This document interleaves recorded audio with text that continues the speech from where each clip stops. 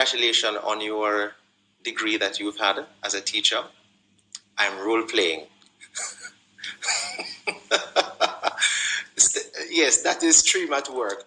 But I think in coming to the classroom space, a fresh teacher, with your new competencies, the new knowledge, the new values and attitudes, etc., it's important to come knowing that once you're going to be taking this particular approach to education, which is a constructivist approach, because it is seated in that we're all are learners within the context of the learning environment.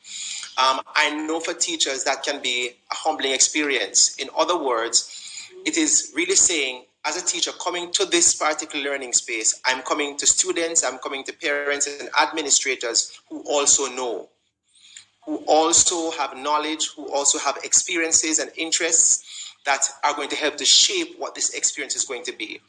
So I think as a teacher who is coming in, the teacher has to, in a sense, come with a sense of humility to the learning environment, knowing that we are all learners.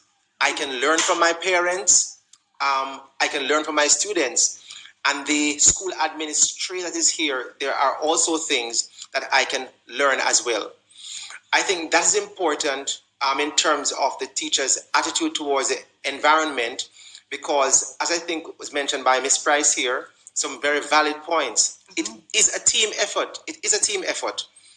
And it is not just a teacher, in as much as the teacher plays an integral role, an important role in shaping that environment. It is going to be a team effort between teacher, student, parent, and the environment that is there.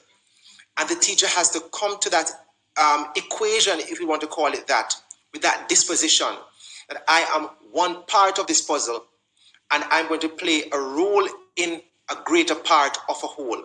I believe as a teacher entering the space, that really is a great part of the kind of attitude and disposition that a teacher ought to come to the space with. All right. So a teacher who is like, oh man, that looks like enough work, that teacher will not be a successful teacher in this regard. Am I correct? So I think, and by the way, it is a lot of work.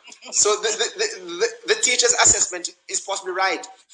But the load is one that is shared between all the stakeholders, those in school and also the wider community, external stakeholders. It then pulls us back to the old adage, it takes a village to raise a child. STEM is also pulling on that principle, that it is not something for the teacher only, but for all persons who are involved.